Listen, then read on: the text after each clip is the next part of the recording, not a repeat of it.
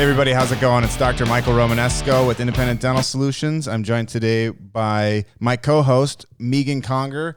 Megan is the Chief Practice Management Officer for Independent Dental Solutions, as well as a Marquette University School of Dentistry faculty member. We have with us today Brian Hendricks, the CEO of IDS, and Jordan Herbert, the COO of IDS. So welcome, guys. Thanks for having us. Yes. Excellent. Good to be here. Excellent. So we've been talking for a long time about wanting to do a podcast. We've always done videos throughout the years. Ever since IDS has been founded, Brian and I have been on camera trying to educate dentists. They're great videos, too. They're the best. There's a lot of videos on the internet, And these are but the these best. are the best ones. Yes. Submitted by far. for an Emmy, I believe. That's right. Yes. So we decided we should really change the format, bring it to a podcast format. Megan is our newest team member. She brings a lot of value to our team and a lot of important information that she can share with our members. So basically, we decided to create this podcast where Megan and I will be the co-hosts, Yes. and we're going to have guests on, every week, every couple weeks for a season, and try to bring value to our members and to our listeners. So with that being said, Megan, if you wouldn't mind, just give a little quick history on yourself and your background, because I know you are 3/4 of a dentist, which is that's a great intro. That's a great intro. Thanks, Michael. So I am really excited to be a part of Independent Dental Solutions and help from a standpoint of the business side of dentistry. So helping dentists and support the independent dentists out there from a standpoint of just what they can do better in their practice and more efficiently. That's really what my background is. So is working in the operations side of dentistry and ensuring that there's efficiencies and profitability in the dental practice. And then I also have the opportunity to do that at Marquette. So I Wonderful. get a chance to teach the dental school students, the D3 and D4 students, all about practice management, which is very fun. So tell about when you said 3/4 of a dentist, explain that, because that's a cool story. Yes, and we're deleting this part out of the podcast. No, Of course we are. No, of course we are. It's Go a ahead. great story. Say it. Please go ahead. It's a great story. You should 2020 share it. You should blooper share reel. it. Here we go. You should share it. So I did decide to go to Marquette for dental school. Good choice. Yes, Marquette is the best dental school out there. Sorry, that was supposed to be the clapping. Yeah. Wrong button. Wrong button. And through that process, realized that as much as I was interested in dentistry, the clinical aspect of things that you do every day, Michael, was not something that I could do on a daily basis, working with patients from that standpoint. So started to get into the business part and have been in that piece ever since. But did just pay off that student loan not too long ago. Oh, congrats. So Yeah. that was That should be nice. Still got a button. chipping Is there a away. button on there for? That- No, wrong button. Sorry. We're learning No, the that's buttons. Still learning the buttons, everybody. Learning the buttons. That's a good button. yeah. Yeah, so with all this COVID stuff going on, you've been going into practices, right? And what are you seeing in these practices? Yeah, I think the biggest, of course, obviously, the biggest change is with the PPE piece Sure. and learning how to, again, be efficient and have the profitability there with the additional expense of PPE, as well as just team members learning how to utilize it. Yeah, yeah. And what Have you kinds? found that too? Yeah, for sure. I mean, one of the hard things to decide was, do you do a per patient fee, an itemized fee on your extra PPE? And some of the statistics Jordan probably knows better than I do, but I hear people say, "Oh, it's $15 per person with all the stuff that you're doing now." And I've seen a lot of my colleagues are charging $15 per patient per visit to try to offset that cost. And I have not done that personally. And some of my colleagues that have done it, after they tell the patient or the patient sees it, they look at them and I think they get it, but I don't think they're super happy about it. But I don't know that I don't know what a great solution is. So Yeah, that's something that we got to find out. And it is definitely something that everyone is exploring right now, I would say. There are a lot of offices out there that are charging for it. The piece that's great about charging for it is if we do continue to submit it to insurance, hopefully over time, insurance will begin to reimburse for it. There are a few insurance companies out there that are reimbursing for it, but they're minimal. Sure. But hopefully the more we all do it, then the more they'll start to reimburse. Yeah. Megan, can you touch on the stipend some insurance providers are giving? Yes. So like Delta Dental. Yes, like Delta Dental. Delta Dental went ahead and took a look at 2019's information for each practice that they work with and said, okay, in 2019, you submitted X amount of services to us for reimbursement. And then based on that, they provided a stipend for PPE. But it is a one-time stipend, and it is their way of supporting practices. That's every state, right? So far, not every provider in every state that utilizes Delta has received it. No, the state of Wisconsin, everyone has received it. What's the feedback you've been getting on the amounts? Like, is it, I mean, obviously every dollar is $3,600 roughly was mine. So, I mean, did you see that value? How long do you think you can run off with PPE for $3,600? Well, if you think every patient, it's about $15, and you see on average how many patients a day, Michael? Probably close to 50 in a day. Yeah. In my practice. So it's going to go pretty quick. Yeah, that's what I've heard as well. I think I bought $2,500 worth of KN95 masks from Midway, and just did an inventory check with my staff to see how long will that get us through. And I contacted Midway to find out how long, there was that mask shortage that everyone was dealing with. And it doesn't sound like that's the case anymore, but I bought $2,500 worth of KN95 masks, and my staff just told me that they're predicting that'll be about 3 months. Okay. So 3 months. So if you put that into, that's it's certainly, it was great that they gave that to us in lieu of having it be the one-time thing. And if this ends up being longer than what, if this ends up being truly the new normal moving forward, that's going to be a drop in the bucket, So we'll see what happens there. Jordan, some of the things that you're seeing, from your standpoint in terms of PPE, and we're kind of through that crazy phase that, you were getting bombarded with phone calls from me and everybody else. It was, back in late March, early April, it was definitely crazy. I don't even think a lot of the, different organizations like the FDA, the CDC, OSHA really knew how to guide dentists. And I still think we're going through that. So it caused a lot of confusion, but also there was a great shortage of PPE across the board, as you probably saw. Lead times for masks were over a month. N95s are almost non-existent because FEMA's coming in and taking them for hospital systems. Right. So they're trying to quickly approve KN95s instead for mostly dentists, and we all saw how they quickly rushed many KN95 manufacturers, some of which were, frankly, would provide other goods and got into medical as almost like an opportunist type of situation. So they gave all these different manufacturers EUAs. People started buying them. I mean, Illinois bought a bunch that were fraudulent. State governments were getting the wool pulling over their eyes, and so the FDA kind of had to backtrack, took a ton off. So that's why the FDA came in, right? Was because of the concern of counterfeit or fraudulent products not meeting the requirements. Yeah, and I mean, they came in obviously with the EUA process, because you can't just sit idly by and say, oh, there's a shortage, we're not going to find a solution. Yeah. And for our listeners, explain EUA. Emergency Use Authorization. So that typically the process to get a product approved through the FDA is long and tedious. And obviously in a pandemic situation like this, we can't take a year plus to get something through the pipeline. Right. So they're issuing them really, really quickly. And then they had to quickly backtrack about a month into it and take many of them off the list. And they have put some of those manufacturers back through the EUA process. Some have gotten back on the list. They actually updated. Is it the 17th today? It is. It is. So they just put out an updated list today, June 17th.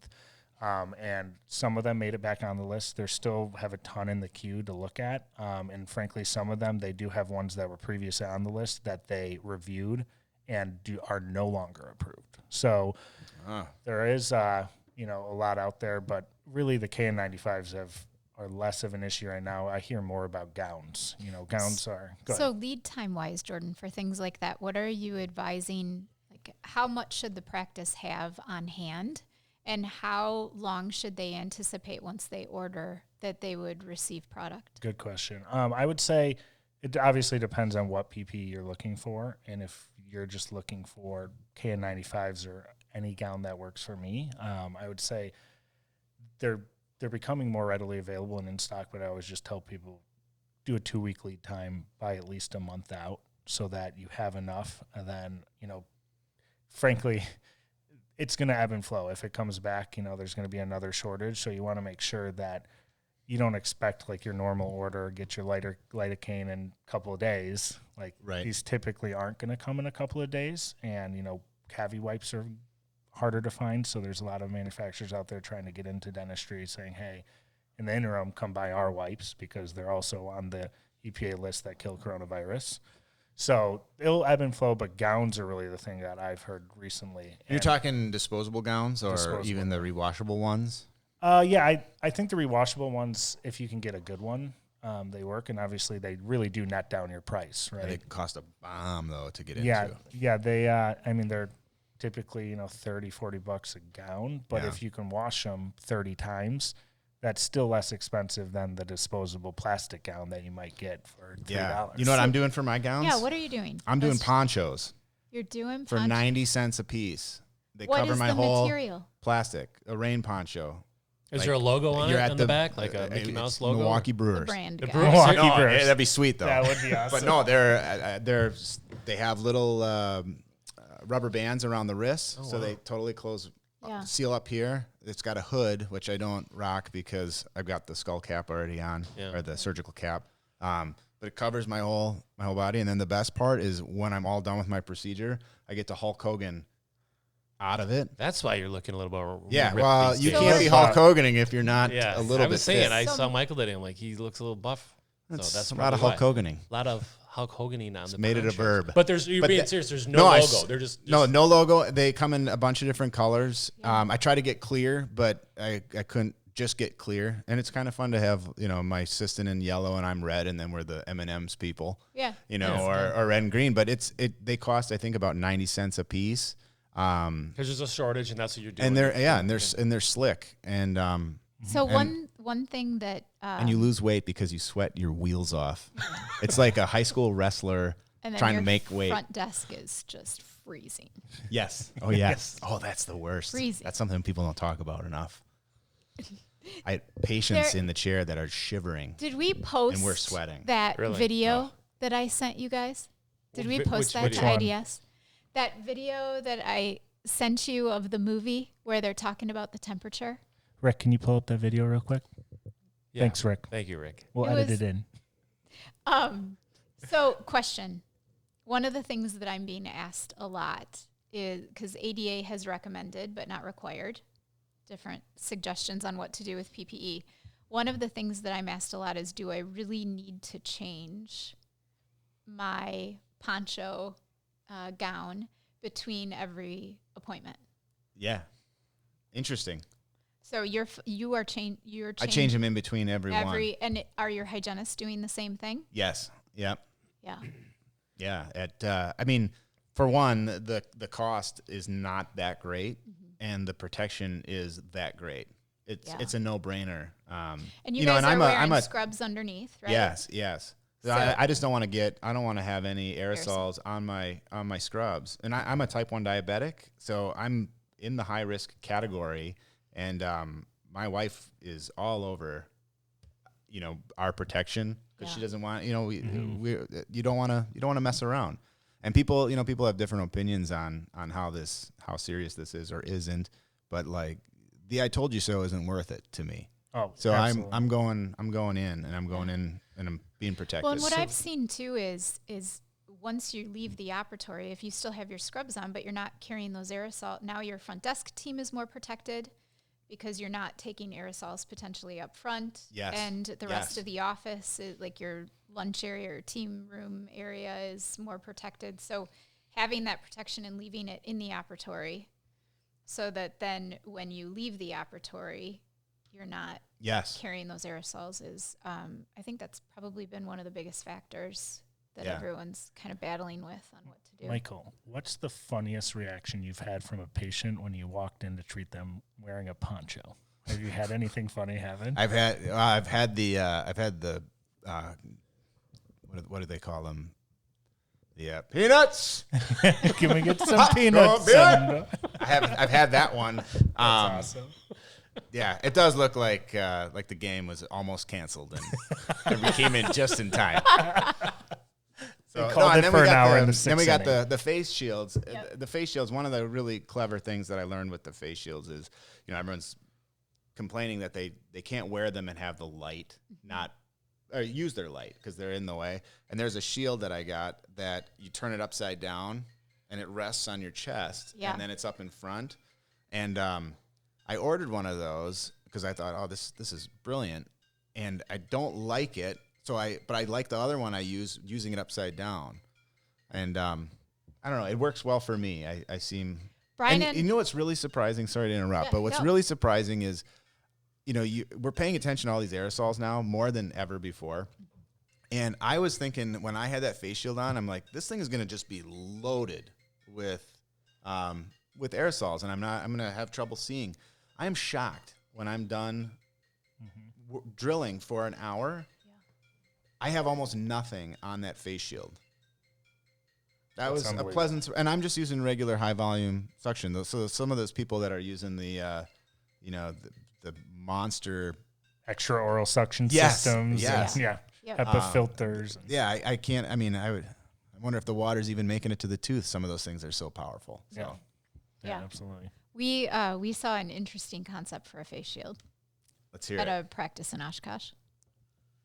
Oh. It is a snowmobile helmet Own what? Face shield. that is Okay. makeshifted into a face shield. That's brilliant. Is there padding inside? Yeah. Oh my I god, think there's like a Skidoo sticker on the Yeah, side. it's a snowmobile helmet. Yeah. that's Yeah, it was with a a- pretty genius. It is pretty genius. But the visor part is taken off and there's a face shield. He yeah. If we can get a photo of that, Rick, if you could pull that up, that would be amazing. Yeah. Thank you, Rick. yeah, thank you, Rick. We appreciate it. So what else are you finding, Jordan, now, a month in, right? What are you finding now are challenges on the supply chain end? I think.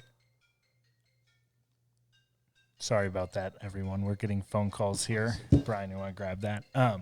So I think. Rick, if you could, thanks, Rick. Yeah, thanks, Rick. We appreciate it. I think from a supply chain perspective, it's everybody eventually is going to likely look for N95. So making that transition, I think it will come back at some point, the N95s. They are, sporadically available here and there. But again, gowns is something that people scramble to buy gowns, and now they're like, you know what? I want a gown I like. So if ponchos work for you, other people want the knit cuffs, which are harder to find. They're more expensive. Face shields honestly haven't been a problem. I think every plastic manufacturer across the country is now making a face shield. Actually, we're talking to Messenger. They make a really cool glass face shield that actually has a They do place- loops, don't they? Yeah, so they have the rights to. They The make scope, right? Yeah, The hunting scope. yeah, it's like the hunting scope. It's Swarovski Yes. optic. Yeah, man, Yeah. those are amazing. Yeah, those are really, really nice. And they're making a glass one that's washable. Okay. So kind of Cool. like the helmet, you can wear your light on top and the loops fit under it. So it's going to be expensive, but it's, you continue to use it, Reusable, yeah. reuse Yeah, it. that's So it's slick. going to be a nice option. But yeah, overall, I think most of it's coming back. I think part of the conversation we've even having, right, is turning to testing and whether a dentist is going to want to be testing your patients, testing your staff. Are you going to do an antibody test? That brought back up the EUA conversation because Right. now the FDA is looking at EUAs for these antibody tests, which some of the studies are, 100 people. Look, we got 90 of the 100 people accurately. It's like, that's not a good sample size. Yeah. I don't claim to be a statistician, but I don't want a test used on me that you used it on 100 people. So Right. the FDA has their hands full with that one. There are, I believe, 4 today that are EUA approved, but we actually did some surveying. IDS has been looking actively, right, Yeah, to try to find a testing solution that we could offer. Yeah, absolutely. But actually, currently, it sounds like basically 30% of dental practices that we surveyed said that they were going to put in some sort of testing solution. So, like you're saying, this is ebb and flowing. So today it seems like it's not that hot of an issue. A lot of them said that they're going to want to use them on their staff to make sure, above and beyond temperature, pre-screening questions, but necessarily pricking every patient's finger isn't the highest priority yet. Where that varies, which we saw with one of our oral surgeons, is they obviously can bill it medically. So oral surgeons can actually be reimbursed pretty easily for it. So they're going to be a good area to continue to test, like the FDA and the government saying, like, hey, we need to know where these hot spots come up as we continue down the path.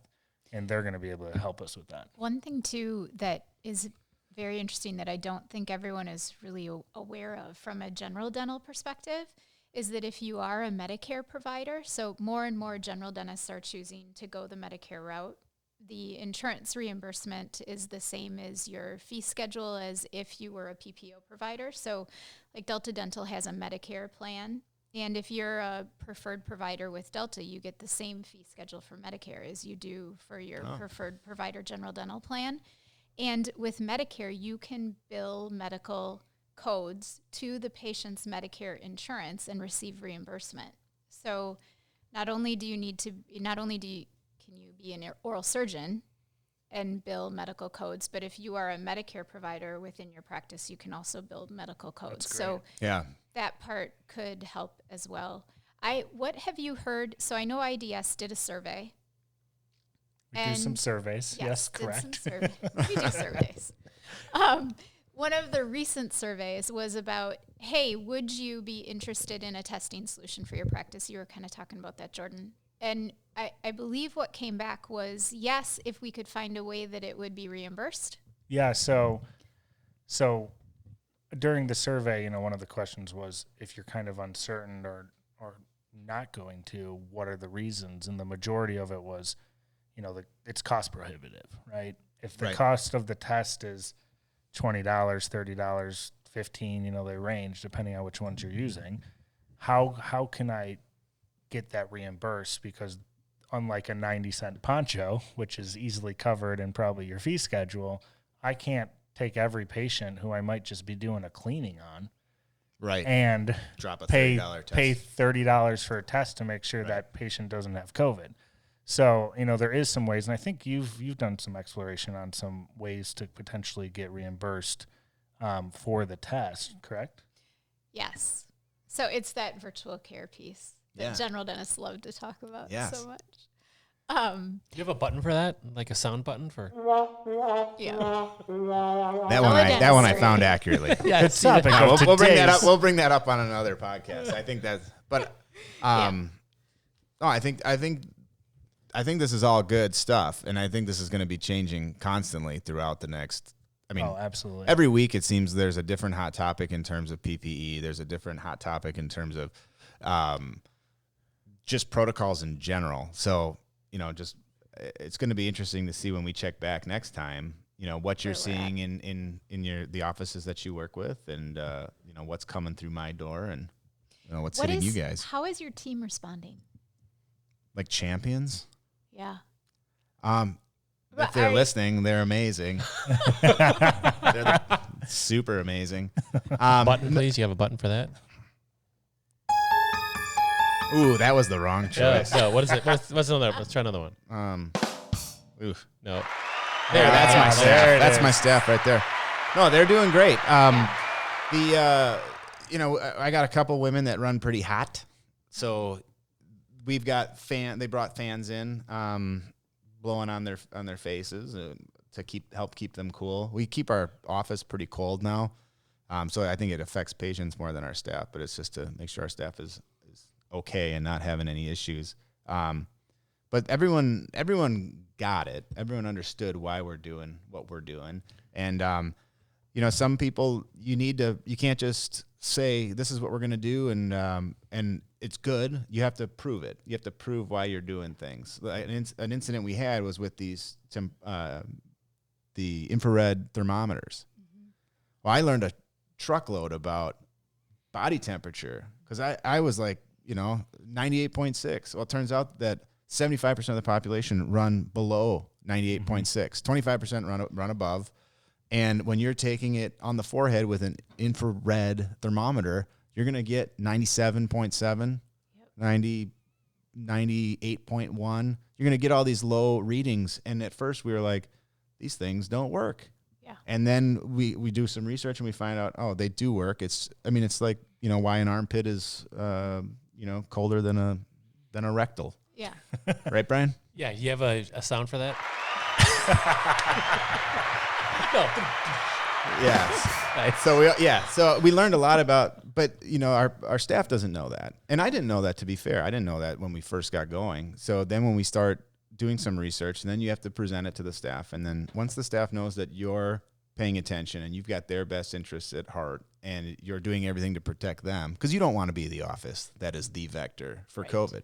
Yep. And you don't want to be the office that has the staff member that's sick, that's getting everybody else sick or getting everyone in your staff sick. So you got to do, I think, provided that we tell everybody in our staff that we're doing everything we can to protect them, they're happy and they're confident in us, and they should be, because we're in a unique position being part of IDS, my wife and I, and IDS has been, I'm proud of it because I'm one of the co-founders, but it's been probably the biggest guiding force for us throughout this whole process. So Yeah, and I think you said earlier, I think the communication is key, because there's no playbook for this, right? It's not like, all right, I'm going to pull this off the shelf and there's a standard operating procedure and this is how we deal with this. So it's all new. Like you said, you learn every day. So I think that communication, calm heads, right, just come through this. You said we have a little bit of time for another one. You have some staff stories or experiences with this, like what Michael said. Can you share? Is there a button for that too? No, yeah. Wait, here's the button for the can you share. Let's go back to when you had that one story. Let's go back. Take us there, Megan. Going back. One of the things that you mentioned was just the team being relaxed and kind of taking it all in and feeling supported. And one of the things that I have found has made a huge difference is when you have an ownership team or owner doctors at a practice that are willing to say, hey, we'll do whatever you need at this point. We'll give you extra time. We'll do whatever is going to help you feel most comfortable to see patients. And when that's happened, you find that those team members are then coming to you and saying, okay, I'm bored. We need to speed this up. We need to. But I thought I needed all these layers, Yeah. and now I'm realizing what I do need is this, and that's what I want to Right. go with. Yes. Yeah. But giving them the autonomy to make those choices and decisions initially is actually helping those practices ramp back up faster than owner doctors micromanaging and saying, no, this is exactly how we're going to do it, and I'm going to give you this much time. And then you have team that are pushing back Sure. more so. So I've found that kind of just allowing the space and the autonomy for team members to kind of figure it out on their own with some guidelines and recommendations is helping get back to that efficiency piece that you're looking for. Yeah. So, because when you push them, things don't go so well. So on the They push back. on They the other push side of that, how have your patients reacted to coming back? Have you had some anxious patients, or has it been, hey, yeah, I'd love to come in, like case acceptance wise? Are people getting dentistry done? at your Yeah. practice? I mean, I was concerned, and we all were concerned in IDS. We were saying we need to have this big recovery plan, and we got to implement plan for everything, right? And what's really surprised me was the fact that they're knocking on the door. They're trying to get in. They're realizing They're how valuable. frustrated Yeah, and they're realizing how that they can't valuable get in. their oral health is. So they're coming in, and we have to decide, do we want to open more days or not? Now, that being said, there are a couple people. We get the occasional, I'll see the occasional note in the schedule that says, so-and-so canceled, wants to wait a few more months. And I get that. And truthfully, if I was someone in my 80s and I was, concerned, taking some time off of elective care that's a smart move. I think that's a smart move. But that being said, I think it's few and far between in terms of my practice and what I'm seeing. It's great. Are you providing masks to your patients that don't bring one? Yes. Yep. Have you found the comment of I'm not wearing a mask? Yes, that's a yes. We have, and What are you guys we doing? tell them to leave. Yeah. Yeah, I Are mean, you having them wait in their car and then Yes, bringing they're them waiting- straight yes. back to the operatory? yeah, they're waiting in their car, and then then we call them in when it's time. They text when Yeah. they get there, and then they come on in when we're ready. And the ones that don't, and unfortunately, you don't want to lose patience over this, but I view it like we're going to lose way more patience if we have somebody in who's saying this is all BS, and then they go and they get my staff sick or get a whole bunch of people at my office sick. I'm going to lose a lot of patience. Yeah. So unfortunately, there's people that don't agree with this, and I would love to see what they would do at their physician's office. Are they going to go in their physician's office and say, "I'm not wearing a mask"? Yeah. No, they're not going to do that. So why would they do that? Why Have would you they do that at gotten- our office? Have you gotten the question from a patient? I had a patient that sat down in an operatory chair with a mask on last week and said, "How are you going to clean my teeth with a mask on?" That's the best. There's a lot Have you of people. gotten that? Yeah, I tell them I'm going to put a hole in their mask, but there's so many that they lay back with their mask on, and then they're like, I'm like, "You all set?" And they're like, "Yep, good to go." That's stupid. And the versions of masks that some people are coming in with is Yeah. fantastic. Wild, and huh? I would love it if our members would get permission from your patient. But if you got a patient that's rocking a sweet mask, get a picture of it and then send it to our Facebook page so Yeah, we can Jordan, post can we them. do like a Yeah, we could do a mask contest. posting? Yes. Yes, that's Yeah, a you great gotta idea. there's a button for that, I think. I'm so bad with these buttons. We got to Hey, ironing out the kinks. Mike, not that I want to put you on the spot, but you brought it up before about, being a diabetic and a dentist. That brings this whole set of, I think the people that listen, I think getting your perspective of that would be interesting because I think you just you're approaching it differently. You want anything you can share about like how you went through that whole process, because it's not only, you're a dentist, you're diabetic, but then you're also in practice with your wife. So that's a whole other, dynamic. Yeah. So it's your family practice. Yeah, so I don't mind sharing. We're pretty fortunate that we've got a lot of family members in dentistry, and I practice in the same building with my uncle and my cousin. And my cousin was kind enough to say when this was all, when this all hit the fan, and we didn't know really what was going on. We just knew it was scary, and people that are immunocompromised or have pre-existing health conditions are at greater risk. And my cousin stepped up and was like, "You guys screen all the calls, and then I'll go in." So he kept my wife from having to go in, kept me from having to go in, and it was fantastic. And then as the 2.5 months roll by, we start learning more, and really it's just following the universal precautions that we do all the time. So, I mean, in a way, I know we're in a profession that's more at risk than other professions, but I feel like I'm pretty darn protected, because I think if I did something else, I don't know that I'd be washing my hands, wearing a face shield, and I would be missing on the opportunity to Hulk Hogan out of something 45 times a Out of day. the ponchos, yes. So Yeah. from that perspective, for those hygienists out there that are struggling with not knowing if they should come back to work or not wanting to come back to work from the information that they're hearing, what would you say? Oh, that's a great question. You got to do what's best for you. I would you factor in your age, you factor in your health, you factor in what the office that you're working for, what are they doing to keep you safe? All those things have to come into play. But I'm confident that if you're doing the right things and you've got the support to back you up, you shouldn't be afraid. There's risk in everything. I mean, there's risk when you go and get your groceries. If you get your groceries delivered, you're going out and wiping those out. We are, but is everybody? I don't know. You got to do what makes sense to you, and ultimately it's your decision. And but I feel very confident with the support I've had from my staff, from my wife, from IDS.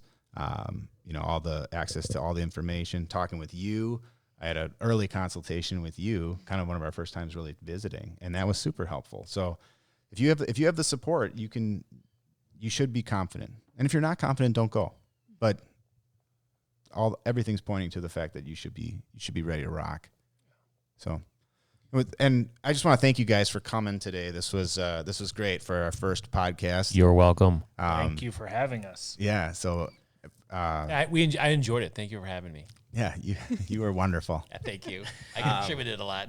Yeah. No, And you're the best. yeah. I was the button person. Yeah. So Brian set all these buttons up incorrectly for it, just to sabotage. Just a zoinks. Yeah. So anyway, we'll be continuing the podcast. Yes. We're going to do a first season. We're shooting that right now. We're going to be releasing episodes probably weekly or bi-weekly, and hope everyone enjoys them. It will be fun. It will be. On Independence.